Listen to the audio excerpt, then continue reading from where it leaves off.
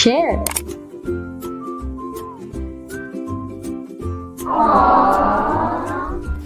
Hello there!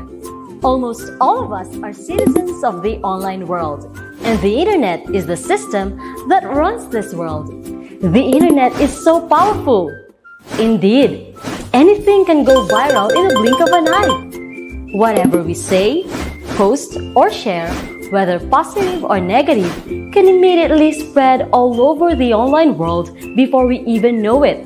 But it is us who run the system. So we also are the ones who are fully in control of it. It's like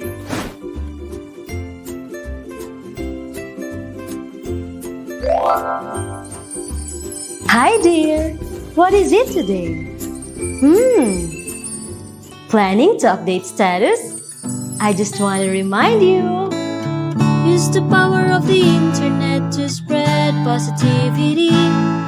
You can also stop the spread of harmful and untrue messages actually. By not passing them on to others, well, that's easy. And respect each other's differences, that's RESPECT. Respect? Well. What do we have here? Thinking of something to post? Ooh, remember that one who called you loser, fat, and ugly? You can't let him get away with it. Go ahead and bring him on social media. Dear, ask yourself first, what will be the consequences? Will it result to something good? Nuh-uh, I don't think so. However, if you get mean and bullying comments, unfollow or block them, and also those with inappropriate behaviors.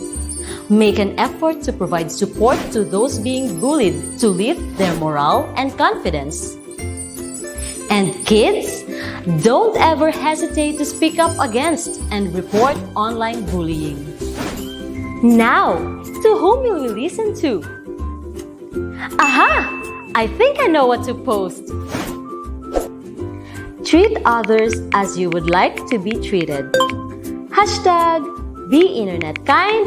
Hashtag it's cool to be kind. Share. How would you like to be treated? Simple as the golden rule says, treat others as you would like to be treated. Respect and expect to be respected. After all, what we give is what we get. So let's choose to be kind. Be internet kind. It's cool to be kind.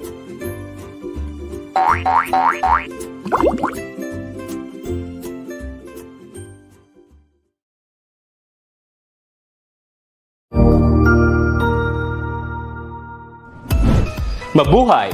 Isang mapagpalang araw sa ating lahat. Ako ang inyong lingkod, Tutor Madge. Welcome sa ating ETUlay, ang ating libreng online tutorial na hatid ng ating kagawaran ng edukasyon, ICTS EdTech. Ang programang ito ay inaasahang makatutulong at maging karagdagang kaalaman sa mga mag-aaral mula kinder hanggang senior high school, ALS, Alive, at SPED learners. Bukod sa pagsagot ng mga modules, ang ETUlay ay may mga special programs din na siguradong aabangan ninyo araw-araw. Katuwang ang ating mga minamahal na mga magulang at guro ay maitutulay natin ang pagkatuto. Kaya, ihanda na ang inyong module, lapis, papel o kwaderno. Ihanda rin ang isip, mata at tenga sa isa na namang makabuluhang aralin. Tayo nang matuto kasama ang inyong volunteer online tutor sa oras na ito.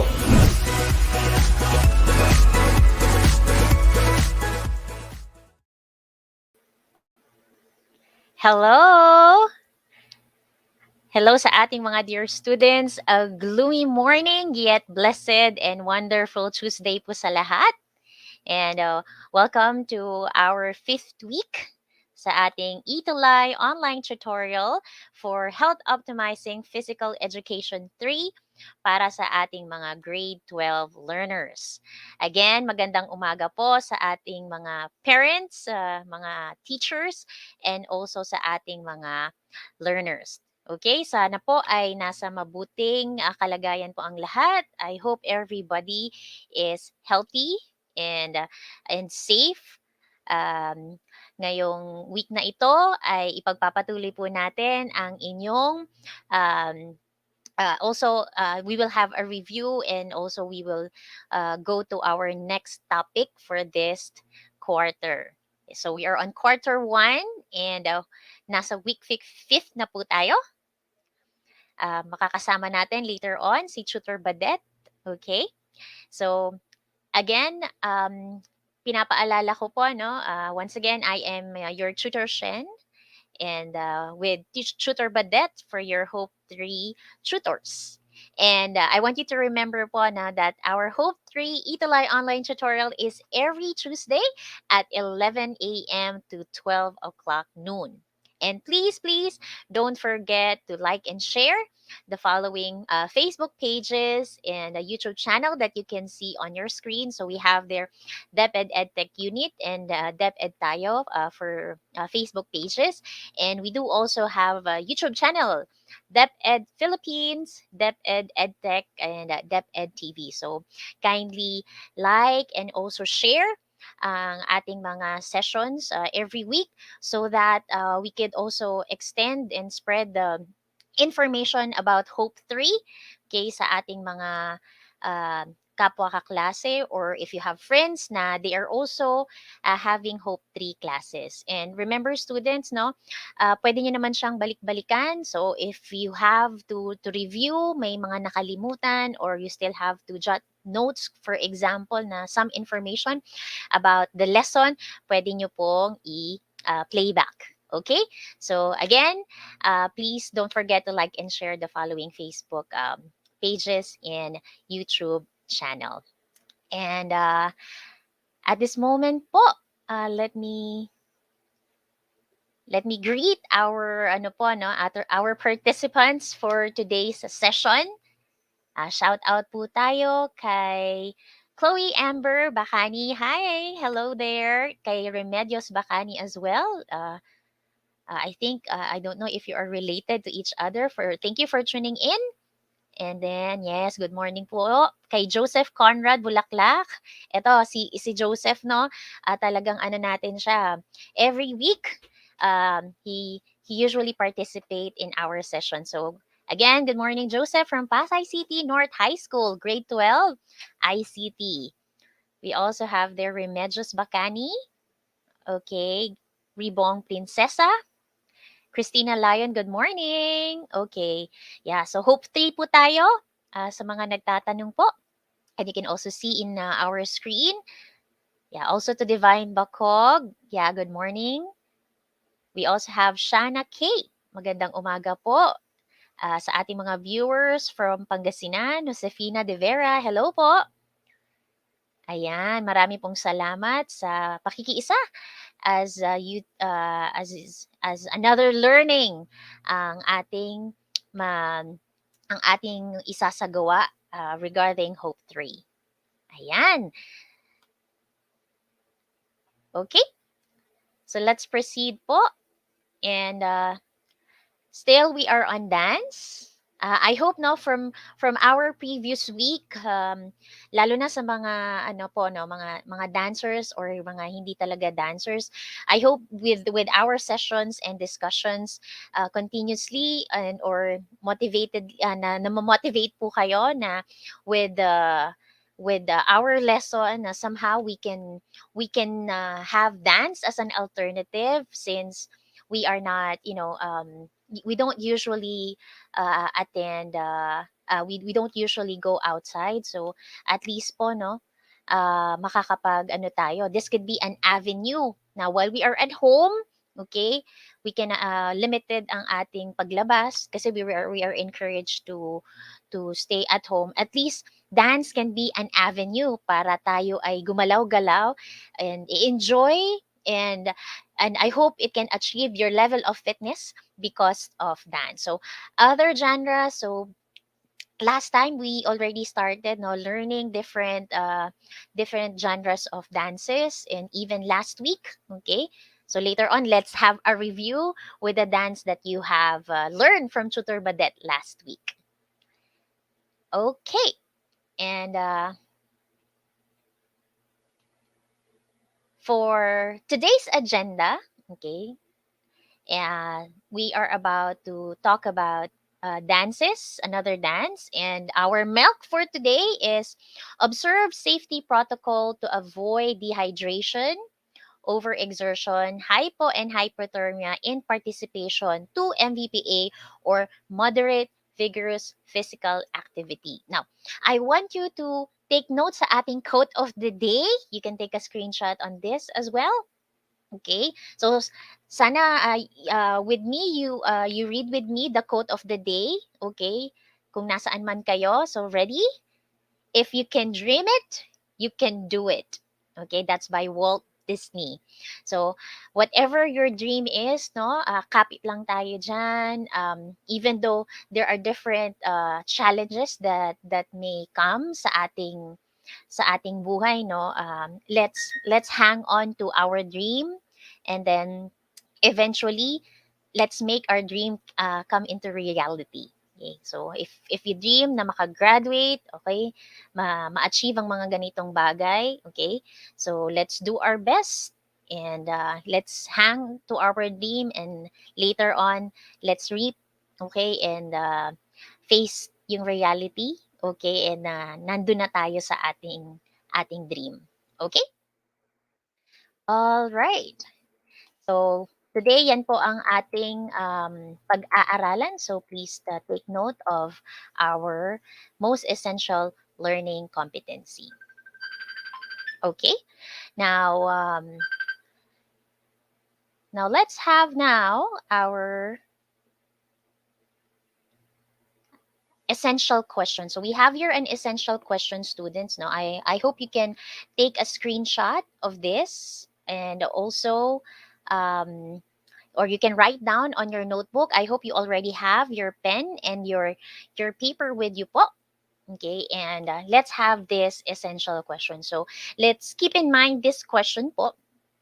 And then later on, let's discuss, and I hope you can finally answer deeply, okay, your learnings about how can one benefit from recognizing the safety protocols during moderate vigorous physical activity participation.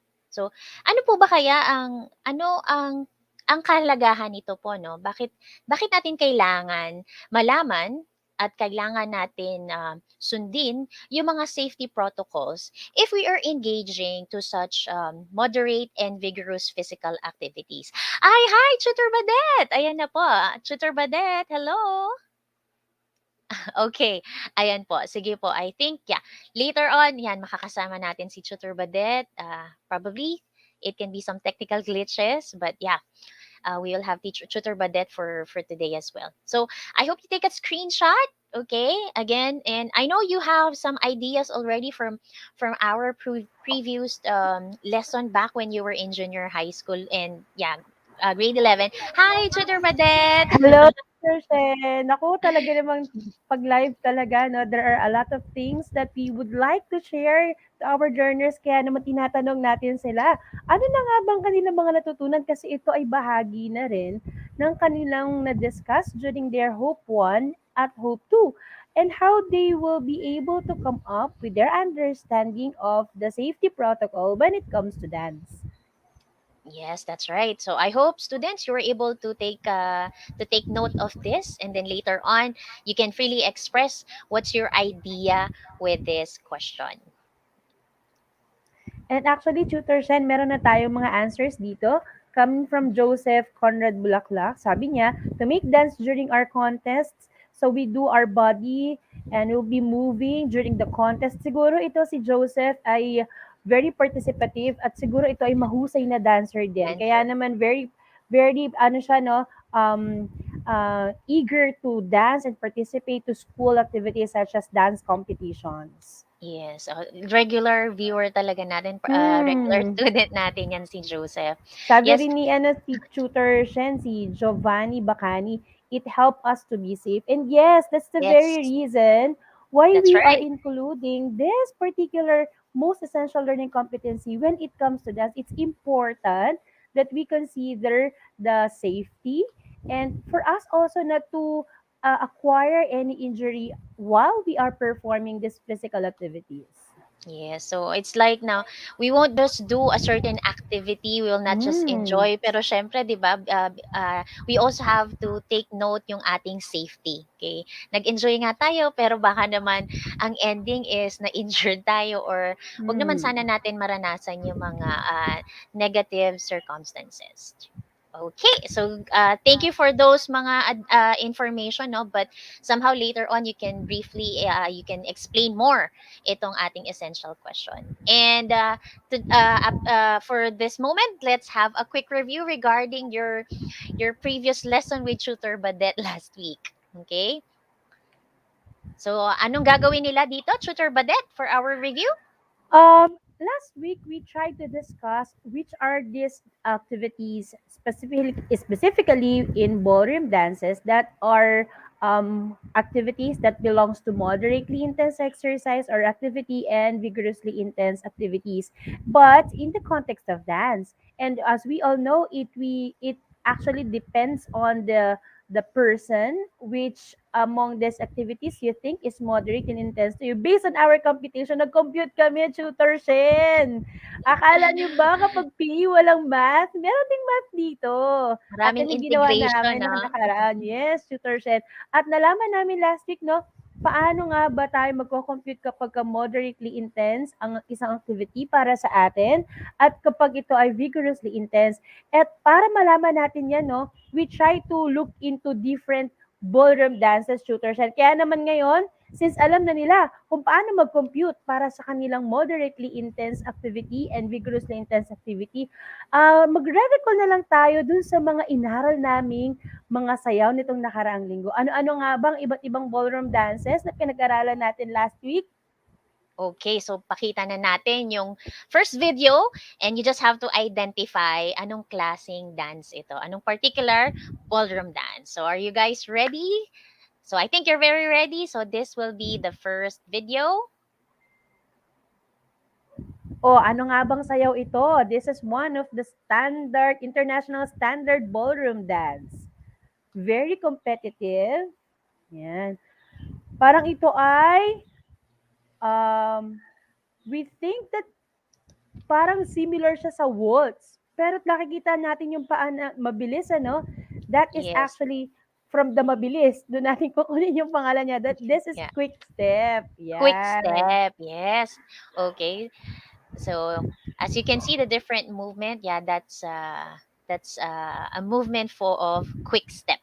Okay, now let's move on to the second video.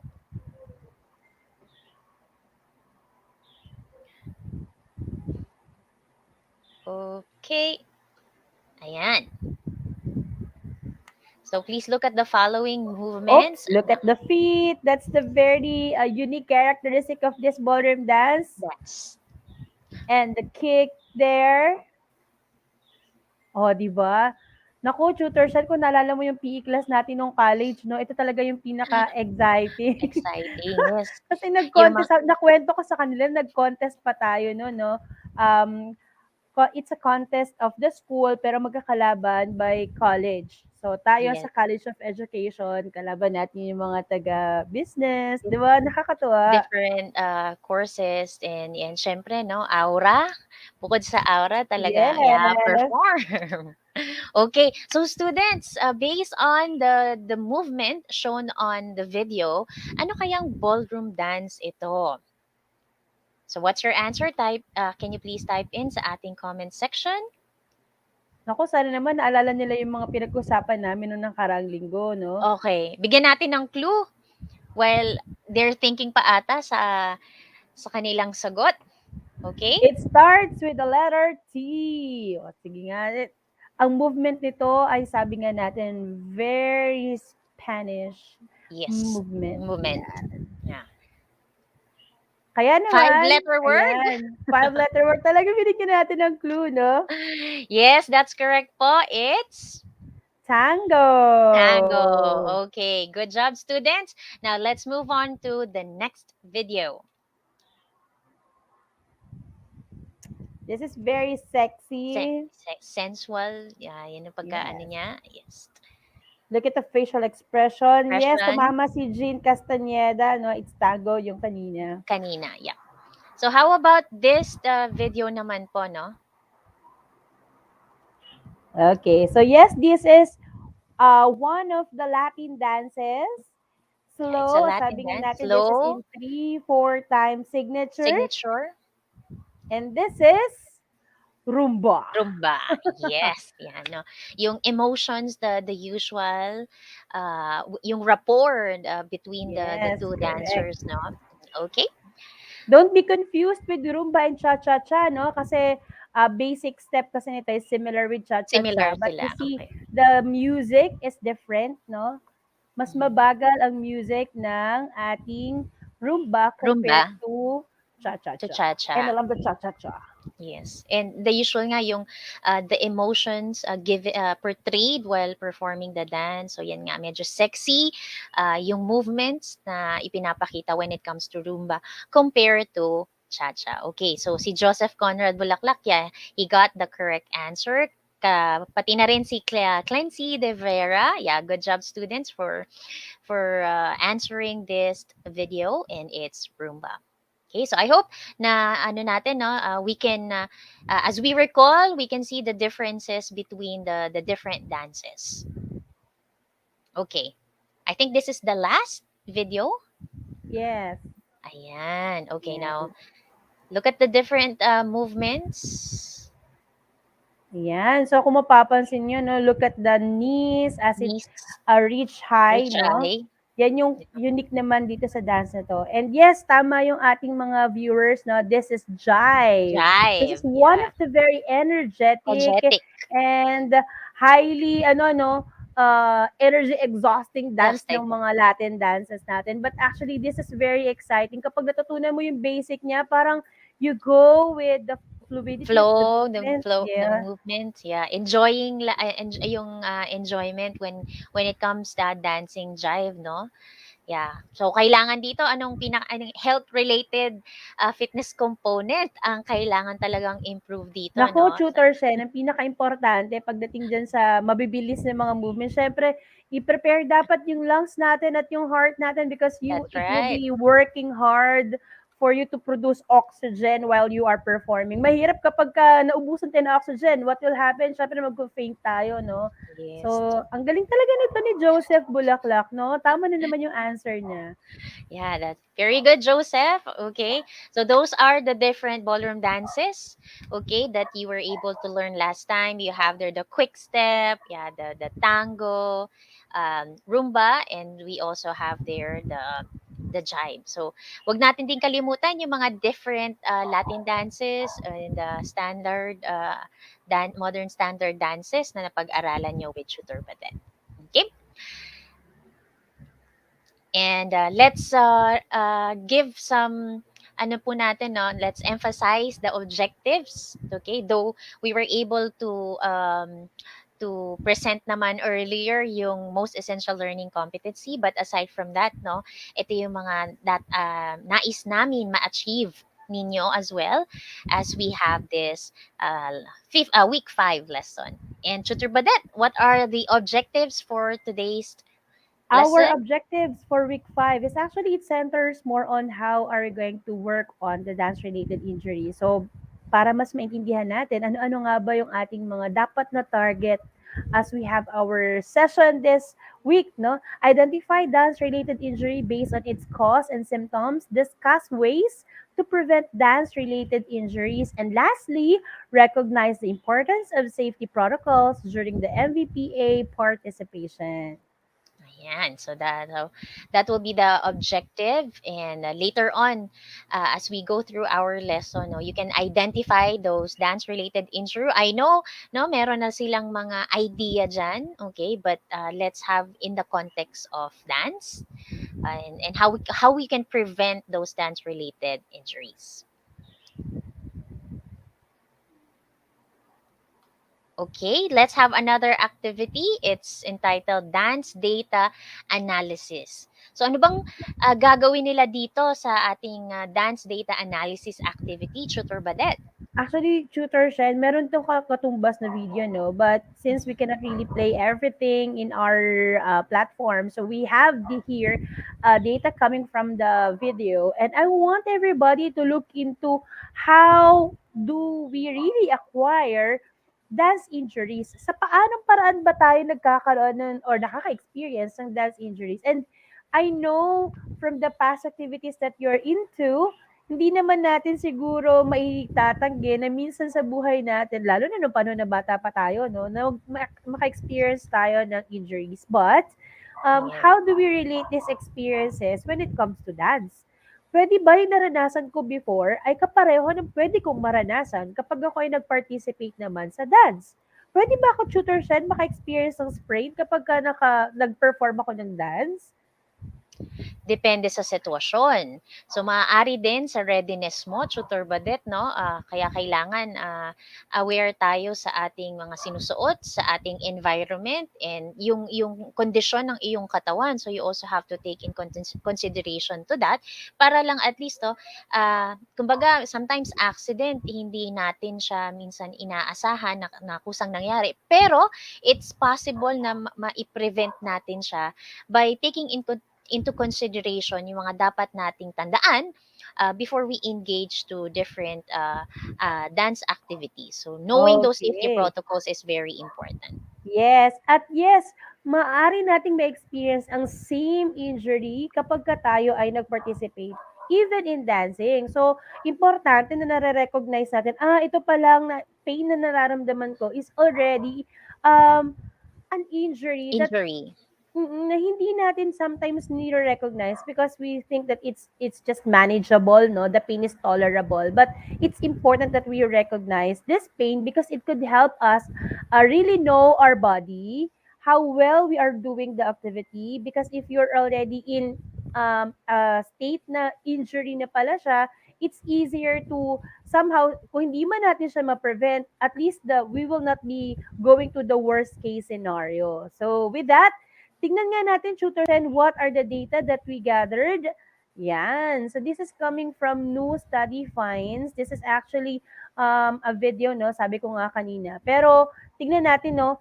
From the 6,175, no, na cases, tumaas siya to Yeah. 8,000. 8,477. And among these cases, so nag-gather tong data na to from 1991 to 2007, which, tignan nyo 113,000 dancers ages 3 to 19. At kasama pa tayo dyan, Tutor Shen. Kasama pa tayo Yes. dyan. Sa, 19 sa, years ta- old. sa taong ito, pasok pa Oo. tayo. So, ibig sabihin pala sa US, no, syempre part din na kanilang physical education subject is for them to perform or to have a participation. Aminin man natin sa hindi, minsan sa buhay natin, nag-participate tayo sa mga field demonstrations. And it's Yes. part of the dance activities that we're into. Hindi man tayo ganun kauhusay, pero lahat tayo naka-experience. At habang ginagawa natin to, so hindi may iwasan na magkaroon ng mga possible injuries, accidents, kasi hindi naman natin to controllable. So, importante na nare-recognize natin itong data na to because this will help us, no, manage situations like this. The next slide will Right. tell us naman, ayan, ano-ano yung mga possible dance-related injuries base dun sa unang data na pinakita natin sa inyo. So, sabi nga dyan, tutor siya, no, sprains, strains, yun yung pinakamalaking percentage Yes. with 52%. Imagine, ano ba yung strain? Ano ba yung sprain? Pwede ba siyang mangyari kapag nag-perform ako ng dance? Broken bones, oh my God, ito yung pinaka-hate ko sa lahat kasi may experience akong ganyan, tutor siya. Kaya naman, sa mga students natin, no, wag talaga tayong maglalaro habang ginagawa natin yung mga activities natin kasi we really cannot tell. When I was still in private school tuition, makwento ko lang, no, base dito sa broken bones natin, no. One of the things na I really hate to recall is this injured student that I have, not because they have this injured during my class. Nagpaalam sila, no, to have an activity, to rehearse. Unfortunately, nagbiruan sa ibang room sila nag-conduct ng kanilang rehearsals. Rehearsal. And The problem is they do not even call me to assist them. So, nagbiruan, eh, ano siya eh, parang cheer dance. Tapos Mhm. merong umakyat sa may bandang shoulder. So unfortunately, nagkaroon ng fall. Katulad nga ito, most common cause is falls. Nahulog siya, Yes, naitukod yung kamay. kamay, Awa yan naman yun. ng Diyos, hindi naman lumabas yung buto, pero talagang nakita mo yung pag-iba ng Walang kulay ng braso niya. Talagang sabi ko, my God, this is how it feels pala when you have this situation in your face, and mhm. then you at least no we are knowledgeable on how to manage situations like that, na yung bata First kahit pala aid, lalaki, okay. Mhm. oo, talagang namumutla siya. So it's important talaga na alamin natin ano ang dapat gawin, no, kung common Safety pala talaga protocols, siya. yes, that's right. So, And it's a relief, no? It's a relief that we are able to understand well how we are going to work on this kind of situation, especially kapag gagawin natin ang dance na form of exercise, kasi isa to sa enjoyable na pwede natin gawin kahit sa loob ng bahay, lalo sa panahon ng yeah, pandemic, di ba, Tutor Shen? Ikaw ba, that's Tutor right. Shen, anong pinagkakabalahan mong pinag-aaralan mong sayaw o nanonood na lang tayo ng Netflix? The usual yung sa mga ano, sa ngayon Zumba dances ang ating ano po. So yan yung, as a form of dance, yan, medyo mga modern dances sa ngayon. Minsan try sa folk dance pero more of ano, nanonood na lang 'pag sa mga ibang folk dance. But yeah, when it comes to dances, yan puwede pa sa mga ano ng hip-hop, yung mga freestyle, yeah, yung mga nakikita rin sa videos, ayan. Ako rin tutor din, eh, nagko-copy ako sa mga ang hindi ko lang talaga ma-copy yung isa sa gagamitin sana natin ngayon, yung kantang ano, Chandelier. Kasi dun, yung example ng pag-aaralan na natin dun, sino pinaka-best. Kaya lang hindi na pala tayo kasing flexible lang dati. Yes, Medyo yes, habang nagkaka-edad ka pala, kailangan pala talaga continuous yung activity mo because you'll feel the ano 'no, the difference of how you yes, perform before and how you perform today. that's correct. So, yan po, so I hope yang sa mga different ano po natin 'no, um, mga result of some, yang mga studies na yan about dance-related injuries, so kung ano yung very common, okay, na talagang ito ay maaaring mangyari whenever we engage to such activities po. Okay? And let's have this safety precautions naman, Tutor Badet.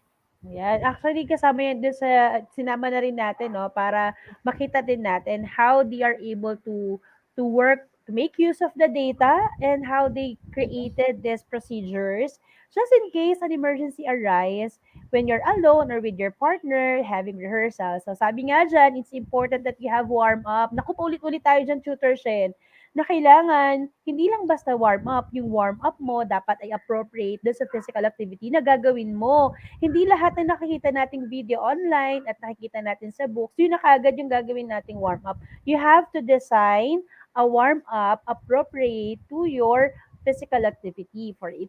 For example, it's a dance. If it's a dance, ano naman yung focus ng dance na yon? Mas more on fit ba Fit siya or ba or kailangan ba yung ng mga upper extremities, yes, no? upper extremity. So if there is a need for you to make use of a lot about your feet, your lower extremity, so dapat ang focus ng iyong warm up is more on the lower extremities and less on the upper extremities. Or if it's a whole body warm up, alin doon ang specific activities na appropriate para sa iyong specific dance. Kasi kung Actually, ano yan, kung ano yung tutor siya, no, yung folk dance natin nung nakaraan, nabanggit natin din yung warm up natin, no. Sila talaga cardiovascular yung cardiovascular. kanilang ano warm Kailangan up, yun ang focus ng focus warm-up. nila. Mm. Yun din actually, Tutor Batet, yung nire-reiterate ko sa aking mga estudyante, no?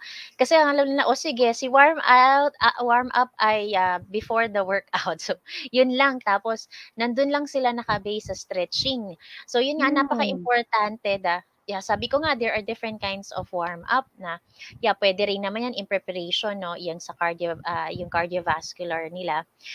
Yung pwedeng may dynamic stretching, pwede naman yung mga static stretchings, no? So may mga Yes. different kinds of warm-up activities na pwede nilang isaalang-alang. So yun nga, no, please keep in mind, no, na as you do your warm-up, it has something to do, it has a connection with your dance workout or with your physical activity. Correct, Tutor Shen. And kasama sa nabanggit ni Tutor Shen, no, always stretch. Since aside from coordination and cardiovascular endurance, we also have to have improvement on flexibility. Ability. So Yeah, kasama yan usually sa the dance dance. kung napansin niyo naman yung mga dances natin kanina, ballroom pa lang yun, no? How much more kapag ang dance mo ay na, nakaraan ballet, no? Ito Ballet. naman, pag-aaralan natin contemporary dance. So, naku, Tutor Shen, talagang it's actually a combination of different dances, no? At kasama doon yung ballet, classical ballet, Ballet. integrated to this type of dance. Kaya naman makikita mo yung flexibility din when it comes to perform or execution of steps, talagang it's very evident. Kaya dapat din talaga ihanda yung body natin by having stretching. Yes. And Oh, dalawa naman yan, no? Nung Hope 1 nila, pinag-aralan naman nila yan, dynamic stretching and then the yes. static Static stretching. stretching. Yes. So, yan, as we move gracefully and also talagang maano natin, lalo na sa mga contemporary dance, no? Yung may mga Hmm. point, yung mga discipline na kailangan nilang isaalang, yan, yung mga ganyan, no? So, sa mga jazz dance, yung mga lyrical dance, Nakakamiss. yeah, flexibility is really important para mas mabigyan nila ng emphasis, yung flexion, yung extension ng different body movements, very essential po 'yan para mas you can communicate very well kung anong pinaka story or what you want to communicate with the certain dance na iyong ipine-perform. And syempre, concentrate on proper technique. Importante na alam natin yung Yes, technique before you perform. Lalo na kung yan ay mga, yung usually we do highlights for the highly skilled techniques, no? techniques. Kung yan ay tatalon ka, mag-jump ka, or kung yan ay mga liftings more specifically, medyo kailangan particular tayo on how to do the step-by-step process for you to perform the technique. And stay well hydrated. Ayun, ito actually isa sa mga gusto nating bigyang emphasis, no? Part of the safety protocol is for you to have proper intake of water Water before, during, and after your after activity. workout or activity. Yes, so yan po mga paalala. And then let's now move on to our discussion. Part of the discussion is why do dance injuries happen? Okay? So let me read na, not Tutor Badet. According to Green Dance, is a physically demanding activity, okay? So dancers perform repetitive movements for several hours a day. And, studies have shown that dancing 5 hours a day or longer leads to an increased risk of stress fracture and other injuries. So, yes, actually, no, kasi as dancers, no, may training aside, before naman kasi for example, before a competition, no, they would really have to undergo training as they master the different the steps, okay, and also yung mga how to execute the different movements, and syempre yung the posture, okay, and also no yung tamang projection na kailangan isaalang-alang, as well as the choreography. So talagang there would be a repetitive movements na gagawin because they wanted to master a particular skill or a particular dance movement. So, it's kagaya ng sinasabi namin last time, no? Dance injuries might happen talaga. So, I know you have other idea already na what could be the injuries na nasabi ni Tutor Vedette. It can be yan. Pwede it would lead to sprain. Meron din naman tayong tinatawag na strain. Okay? It can be fracture. Wag lang yung mga dislocation and broken bones, no? Okay, additional to that, Tutor Badet? Isa rin siguro sa mga reasons kung bakit hindi natin naiiwasan itong mga injuries na to is that maliban sa walang proper warm up, siguro hindi rin na-emphasize na dapat before you start any activity, i-remind if this is done in a class, i-remind natin, no, ano-ano yung mga do's and don'ts whenever you attend to a Yes. particular activity. And syempre, tutor, Shen, actually nabanggit mo na kanina, no, proper attire. Dapat tama talaga yung attire na suot mo for your particular activity. If it's, kaya siguro, wag na po kayong magtaka, no? Kung bakit mahigpit ang mga PE teachers ninyo na dapat naka-PE uniform kayo whenever you attend to your PE classes because it's actually for your own safety also. It's one of the things that we should put in mind whenever we have classes na dapat safe kayo at isa doon ay ang proper attire. And with that, siguro papakita ko pa sa inyo sa susunod na slide tutor siya iba't iba pang na injuries na pwede nating ma-experience, no, na wag naman sana. Pero hopefully we will Yes. be able to manage this. So ang dami-dami nating pwedeng ma-experience, no? But the common among all these dance injuries that you have on your screen is actually meron akong video na na-prepare for this. This is actually for my class, no? Medyo i-enjoy ninyo ang susunod nating slide because this includes my video prepared for my class and I am actually excited to share this with you. And what I have on the next video is actually the common dance-related injuries that we might experience also. Okay. So let's have the video.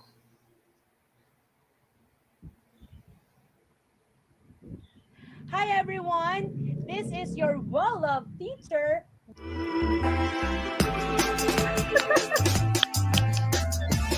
Well-loved teacher, well-loved teacher, well-loved teacher, Teacher Badet. For today, we're going to have Health Optimizing Physical Education 3, which is all about dance. Correct. So for this particular subject, we will be dealing about dance. And with that, I want you to please stand and let's have some warm up. Are you ready? Siya, napaka-arte One, niya. two, three, shake and shake. And one, two, three, O yan, shake and sana sa up. inyong Why bahay, is no? that? My back Nag-warm is up. aching. It's Artista so yan. painful. Have you experienced this also during the other physical activities that you do? You also might experience this as well in dancing. Why do you think this is happening to you? Or why do you think it happens also to me? The essential question is also Let's posted help here. you with that Para just in case you would question. want to As I recall. Yan. already have shown you here our essential question. Yes, for this particular topic, we will be dealing about dance related injuries. And for that, I want you to read the essential question and let me read it Babasahin niya also rin for yan. you. O, Our diba? essential question for today is what is the significance of identifying the cause and symptom of dance related injuries? And for this, I want you to put in mind your answer because I want you to answer this as we go along to our discussion this morning. Now, let's have the definition first of dance related injuries. Dance related injuries are the different injuries that one might experience after a prolonged and repetitive movements is done when your muscle, your body is not prepared of doing so.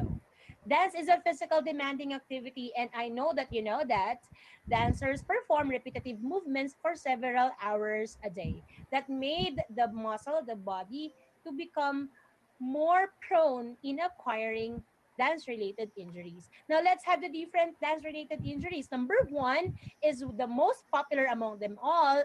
This is what we call ankle sprain. An ankle sprain is caused by twists ankle after a jump. The symptom that you might experience is a pain at the side of the ankle. Another example of a dance related injury is what we call the back strain. Dance pa more. It's the reason why I have shown you that because you might also experience the back strain, and this is caused by a sudden movement of the trunk. The symptom, pain and stiffness at the low back. Another example of a dance related injury is what we call the dancer's fracture. The dancer's fracture is caused by the twist foot when turning.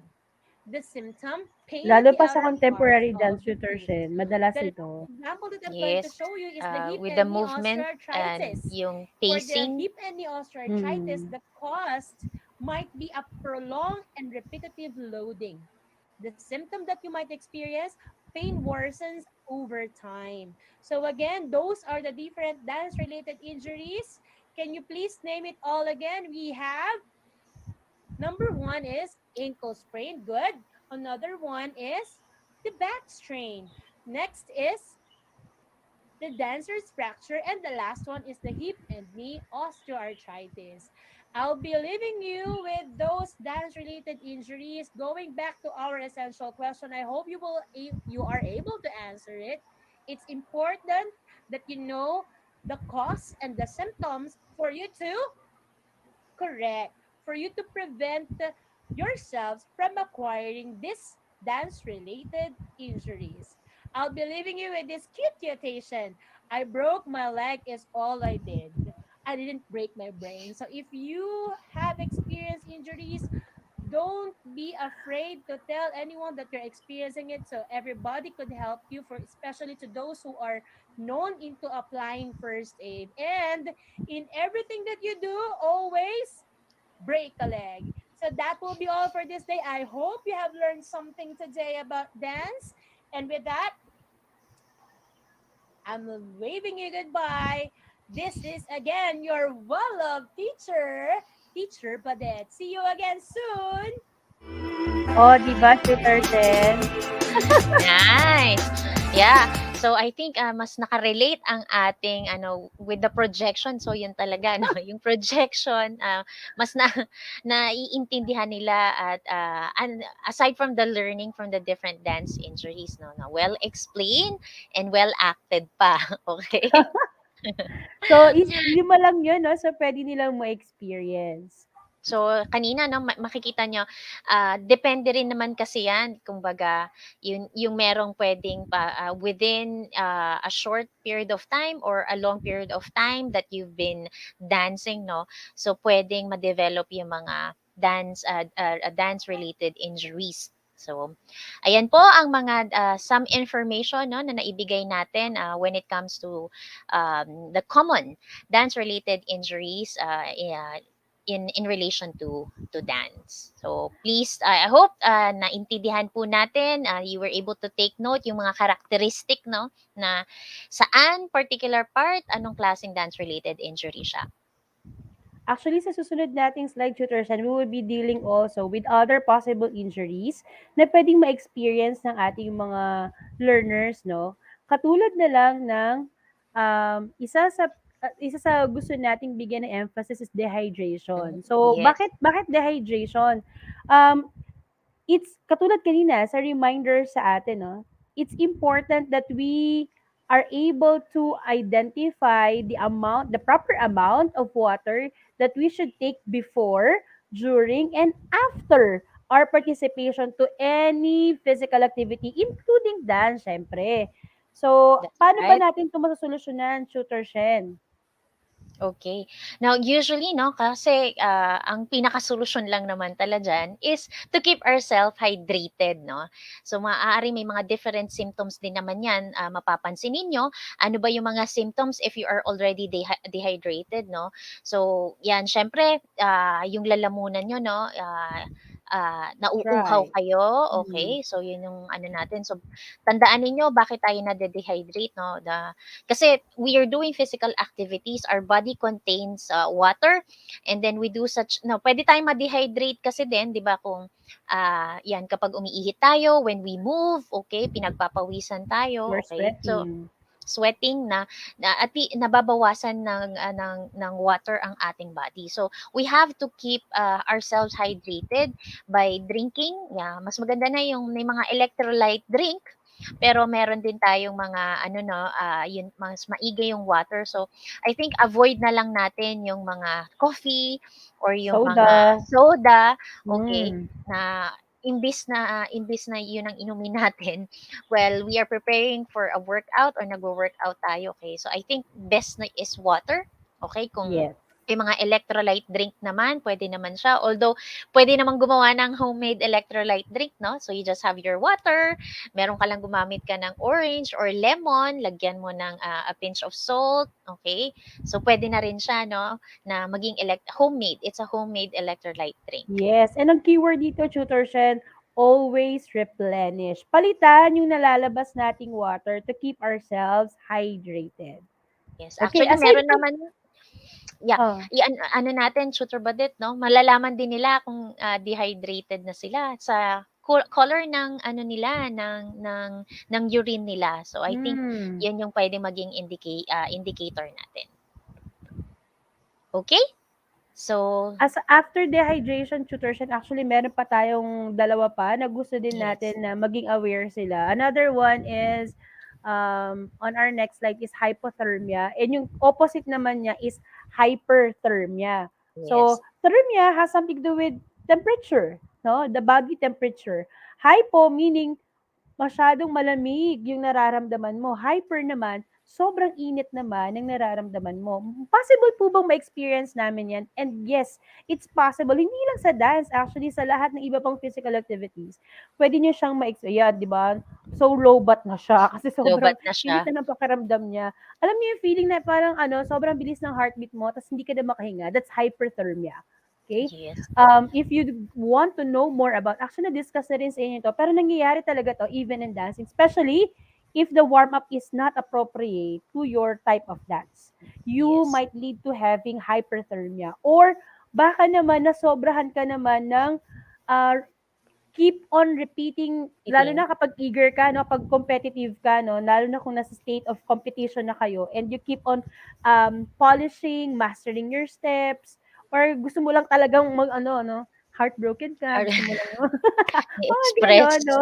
Okay. Kasi Oo, ang dance ay one way to express din ang inyong correct, emotion. Tutor Tapos, Shen. after a stress, nare-relieve ka na. Okay. Yeah. So, yan nga, sa hypothermia and hyperthermia, the temperature may really affect, no?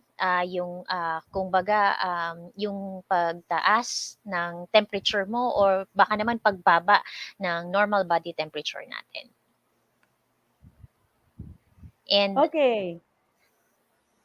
Next to it, tuition is actually ano na, mga prevention na.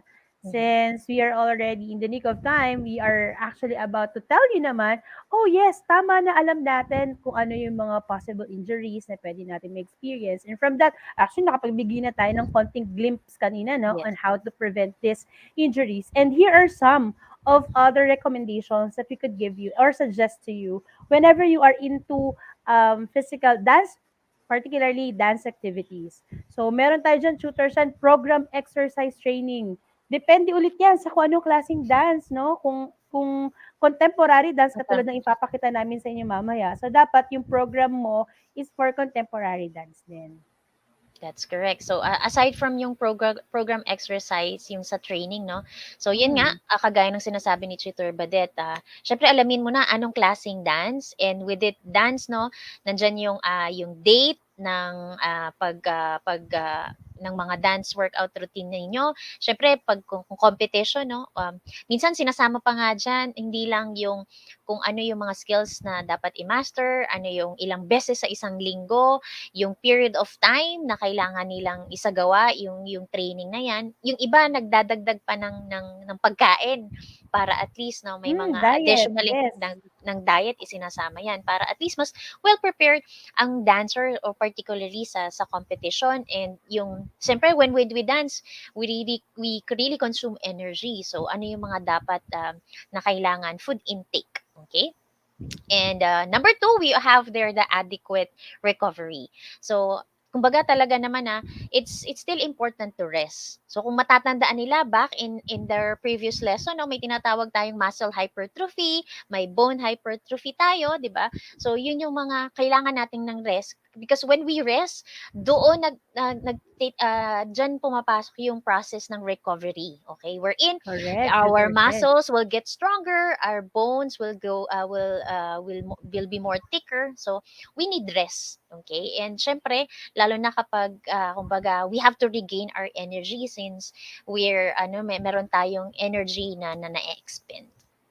The And third one? aside from that Mhm. is proper footwear. Isama ko na rin yung ano no, appropriate environment and proper footwear since it's all about appropriateness naman no. So proper footwear syempre kung ang depende ulit 'yan sa kung anong type of dance mo. But if your type of dance is more on modern dance, meron naman kasi tutors siya na ano na barefoot. Katulad nung ipapakilala nating dance mamaya. Contemporary dance naka barefoot naman siya kapag ka pina-perform. So usually para maging ano ka na confident ka na, comfortable ka na when you perform the dance. Kung ano yung appropriate attire dapat, yun na dapat yung suot mo even to the footwear. Environment naman syempre dapat i-move lahat ng ano, kaya nga kung nasa dance troupe room tayo no, lahat naka-move sa side, salamin lang at saka yung dance floor lang, walang ibang kahit na anong nakahalang sa daan because it's important that you consider also possible injuries kapag ka merong mga ganitong nakakalat sa workout area mo, no? So, 6 is cross-training. Ay, I forget the 5. Proper warm up and technique. So nasabi naman natin, no, it's Yes, really nabanggit na natin. essential, no, para it's a to prepare us some more complicated skills and to prevent us from injuries. Alamin lang, tandaan kung ano yung mga proper stretching na kailangan na as in preparation for the skills and also the dance routine na sa napili nyong sayaw. Okay, cross training, tutor Badet? Yan. Cross-training, if you would want to explore more about the skill, so kung sa tingin mo ay confident ka na like in ballet, if you think that you are already good at ballet and if you want to explore more, pwede rin naman na mag-train ka since classical ballet is also used in contemporary, you may also have cross-training for contemporary dance. So it's one of the examples that we could give you, no? Pero other dances like folk dance to street dance, 'di ba? Kasi similar din naman yung movements na ginagamit. Yes. Yun nga lang yung training niya is mas strenuous kasi when it comes to street dancing because Street aside dancing. from yung skill mismo, no, kailangan i-prepare yung heart and yung lungs mo, no? Kasi kung malayo yung lalakbayin niyo for the street dance, kailangan talaga you are prepared for that kind of performance. At hindi siya katulad ng mga performances lang natin na 3 minutes, 4 minutes, For four 5 minutes, minutes. 'di ba? Ang street dance, my goodness, I guess mga Hours? 2 to 3 2 to 3 hours yung hours, street okay. dance. No, grabe talaga. Iba pa yung Tapos salvo. magpe-perform, oo, Yes, ay iba pa may yung final salvo. performance. So So, yun talagang yung mga dapat dapat improve endurance, cardiovascular. correct, tutorship. And lastly, early recognition. So, katulad na nabanggit namin kanina, if you feel pain already, you recognize the pain because it could lead to a worst case if you will not be recognizing that pain that you are feeling at that moment. So, wag lang din exaggerated. Baka naman kasi, inassume mo na kagad na injury siya. Yung pala, may naipit lang na or nabigla ka lang ng twist, wala namang sinasabi mo kagad broken bone, hindi naman pala broken bone. Ang fracture naman kasi ay dalawang klase naman siya, no, Mhm. tutor Shen. May closed at saka open Close, fracture. open So, fracture. dapat lang muna ma-recognize yung pain and then kung ano yung talagang na-experience mo, no, kung familiar ka na sa mga signs and symptoms katulad na napakita natin sa video, so pwede mo nang masabi kung ano yung possible injury mo. Pero kung mga ganong medyo worst case scenario, let the doctor decide ano ba talaga yung Yes. yung Or na-experience mo. or at least so, nare-recognize mo na rin. So at least alam mo na din yung proper first aid treatment na pwede mong ma-apply Correct. aside from kung wala pa kasi in the absence of a medical doctor. Okay? Yes. So please take note of the different injuries and injury to prevent such injuries. Lastly, actually, tutor Shen, ang pinakamaganda, just in case ma-experience nila yung pain, no? Sa next slide natin, you can see there the process of how you be do the RICE method. Okay? Ano Yes. po yung RICE method? This is the rest, ice, compress, and elevate. So, ginawa din naman natin to. Actually, pinag-perform ko pa to sa students ko nung sila ay grade 11, no? Nung kahit pa kami online class, hanggang nag-demonstrate sila. So, how to demonstrate this. Because it's important. Though, ginagawa din natin to kung sila ay member ng Girl Scout at Boy Boy Scouts, no? Scout, Meron yes. tayong mga ganyan. How to do the compress, no? Anong appropriate ba? Cold compress ba o heart? Heart? Hard. Yan, so yung mga gano'n. So, ayan naman yung pwede nating gawin just in case one of you or you personally experience dance injuries. Very common yan. So again, please don't forget our RISE method. So, okay. So I guess, Tutor Badet, since we don't have much enough time, no, na mabigyan na natin ng focus ang dance-related injury. So ito ang aabangan nila sa next week as we continue, no. At least let's introduce yung mga different dances, or ano yung mga dance related dances for contemporary dance. Yan. So, glimpse na lang siguro, padaan na lang natin, Tutor Shai, no? And if you want to know more about contemporary dance, marami naman tayo mga examples ngayon sa YouTube. And isa doon siguro sa pwede nyo itignan talaga, no? On how this dance is being performed. It's a rebel, actually. It's a rebel to classical ballet. Yung chandelier, no, ni Sia. Mhm. So, yun ay isang example ng contemporary dance. Yes. So, Okay. So, moving to the next slide, Tutor Shen. okay. So, ito na lang din siguro in preparation sa kanilang ano po, no, sa activity nila. Okay, you have to check on your physiological factors. Although may idea na sila dito, Tutor Badet, no, when it Yes, comes in. Tutor Shen. Actually, ito yung activity nila nung nakaraan. Ang dadagdag na lang nila dito, in their physiological factors, is how will you be able, actually, it's an action plan. Using this data, you are going to create an action plan on how you will, parang ano siya, how you will prevent yourself from acquiring injuries during your physical Dance-related activity. injuries. Yes. Dadagdagan nila to ngayon. Kung ito ay nagawa nyo na, kasi ito yung pinagawa natin last week, idadagdag nyo ngayon ang safety protocol sa dulong-dulo. Sorry, hindi ko pala nadagdag, no? Idadagdag lang sa dulo, safety protocol. Kung gagawin nyo yung inyong dance activity sa bahay with your family member, then ano yung dapat nating sinusunod para ma-prevent natin ang pag-acquire ng any form of physical activity. Yes. Okay. With So, that, naku, we're almost at our last part. okay. And ano po, ano, this is what we really wanted to ano talaga to emphasize and encourage sa ating mga learners na kahit we are studying at home, okay, o limited man ang physical activities nila. So laging tatandaan, Tutor Badet, Change the habits. change for the better, Dance for fitness. Okay, so keep in mind on that, students, no? Let's dance for fitness. I know sa mga dancers, sana ano na, no, na-ignite natin yung talagang ano nila, yung passion nila when it comes to dancing, and we can encourage more dancers, no, na kahit mga simple dances, okay, just for them to achieve and ma-improve ang kanilang level of fitness. So again, please remember on this, students, and this is your Tutor Shen once again. And this is your Tutor Badet. Leaving you. Why walk? Why walk? When you can When dance. you can dance. Okay? So marami pong salamat muli sa inyong pakikiisa sa ating Week 5 lesson. And if you have comments and suggestions, please email us at edtech@deped.gov.ph. Thank you so much sa inyong lahat. And also, no, At subaybayan nila yung yung susunod nating session, no? It's English 1 at 1 Yeah. p.m. PM. So, yan po, tandaan po ang susunod na schedule, and we will see you again next week. Okay, together with Tutor Badet and yours truly, Tutor Shen. Let's continue, and I hope you'll be excited with contemporary dance. Thank you, and mabuhay ang lahat. Keep safe, everybody. God bless po. Yes. See you again next week.